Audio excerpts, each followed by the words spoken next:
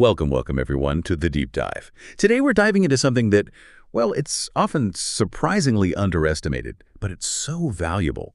We were talking about the art of small talk.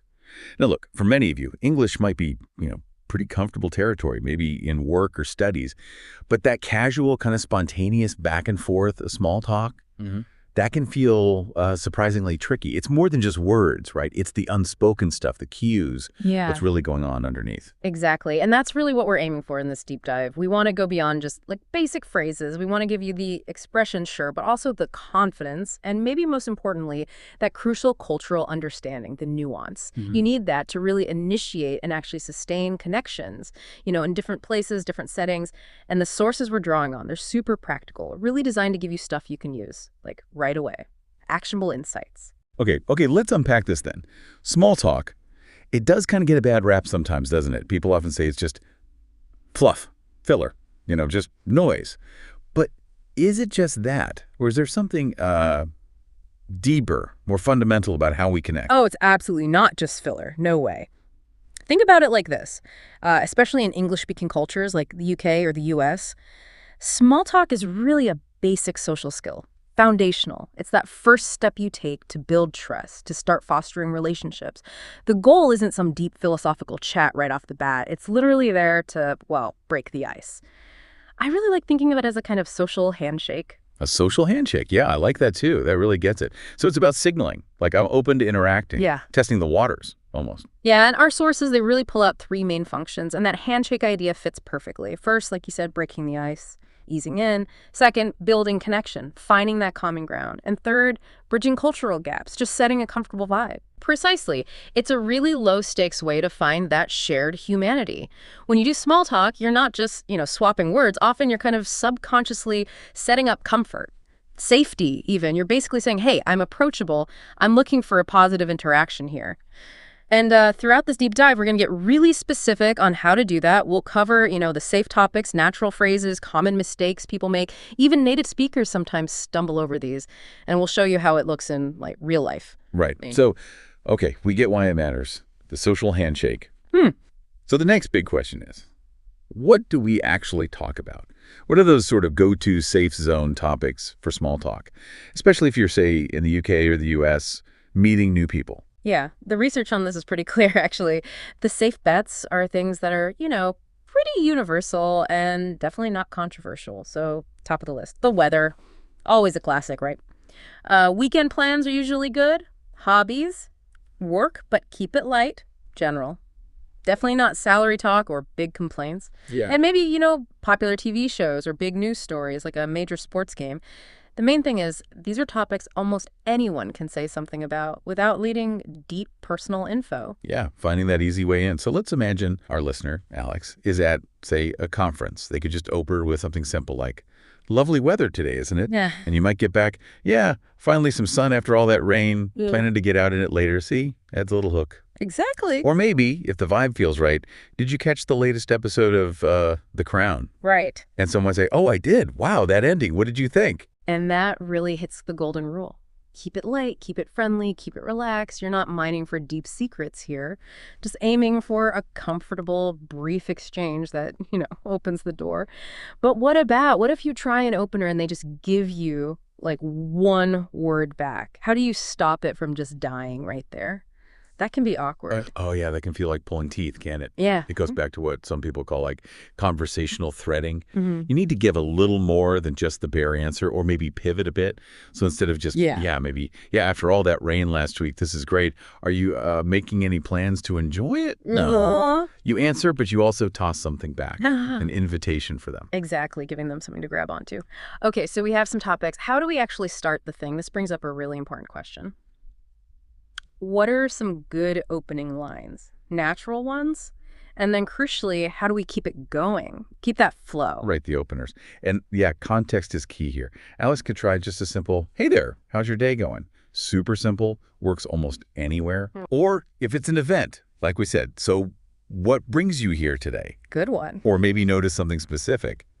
That coffee looks amazing, where'd you get it? Yeah, observation works. Or even, I love your shoes, great color. Compliments can work, but, Gotta be genuine. Totally. And the responses, they don't need to be genius either.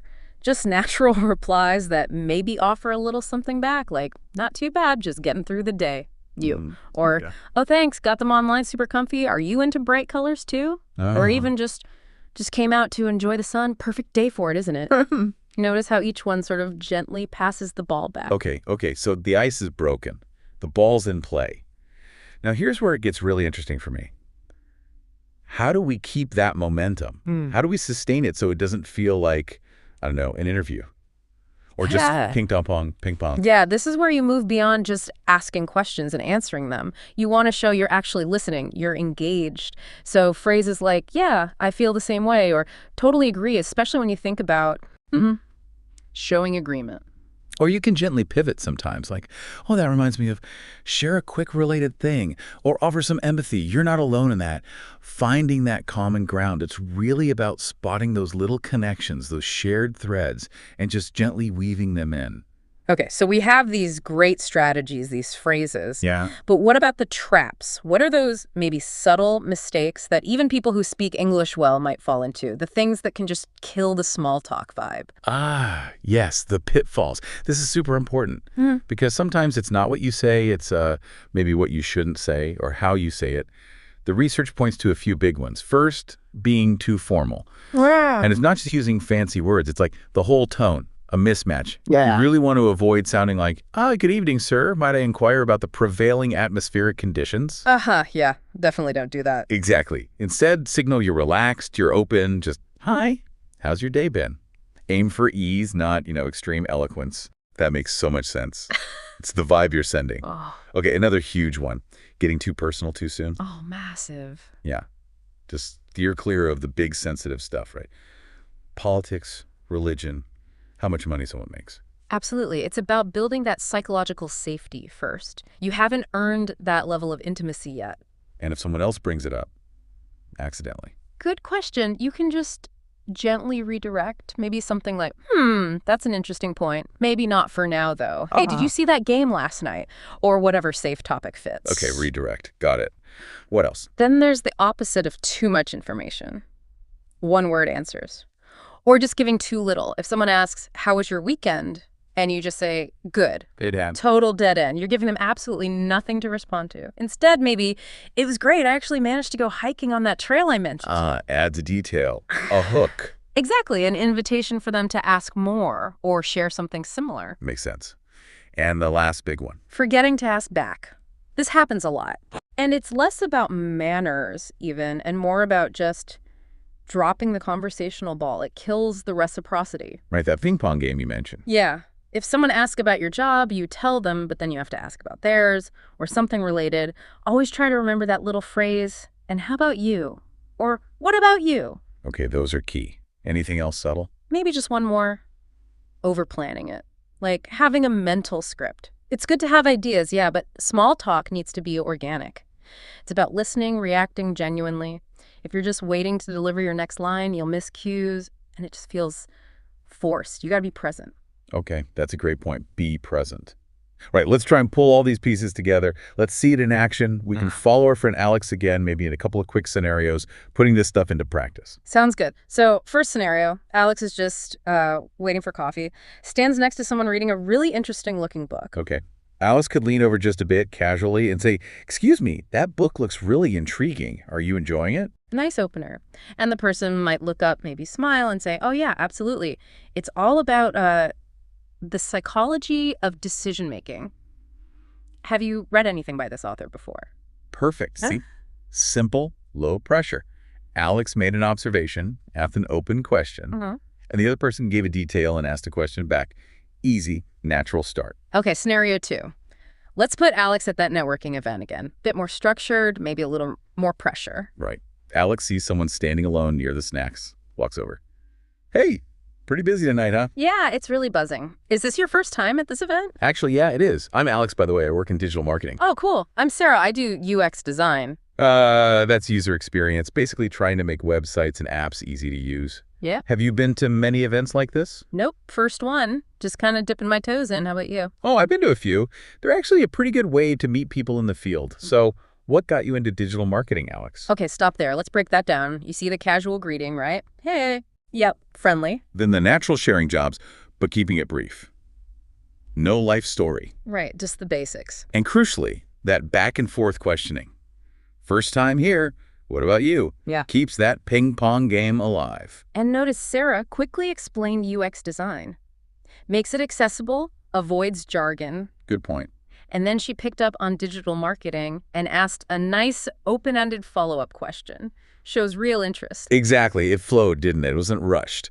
They found that common thread-related industries and just gently explored it. That's the rhythm you're looking for, that natural back and forth. All right, perfect time for our deep dive word segment. We've got a term that really nails what we've been talking about. They do. Our deep dive word today is chit-chat. It just means light, informal conversation, Right. casual talk. For example, you might say, we just had a bit of chit-chat before the meeting kicked off. Perfect word for it, chit-chat. And maybe a related concept we kept mentioning, breaking the ice. That initial act, right? Starting the chat, easing any awkwardness. So, pulling this all together, what's the big takeaway for you listening right now? Well, I think it's that small talk. It really isn't a small skill at all. It's actually a big skill. Yeah. And its power is often really underestimated. It truly is, isn't it? Yeah. Getting good at this, it really can open doors. Professionally, socially, build friendships, definitely. But also just boost your confidence overall. Yeah. Feeling more comfortable just connecting with people. Absolutely. And you don't have to become a master overnight. Just start small. Maybe just try a simple, hi, how's your day, with the barista tomorrow. Or comment on the weather to someone in the elevator. Just focus on being present, like we said, and showing a little genuine curiosity. And here's something maybe to think about after we finish. Beyond the phrases, beyond the topics, what if mastering this chit-chat, this art of small talk, isn't just about making conversation easier? What if cultivating that genuine curiosity in these little moments could actually fundamentally change how connected you feel? How much you feel like you belong, especially when you're in new places? Something to chew on. Until next time on The Deep Dive.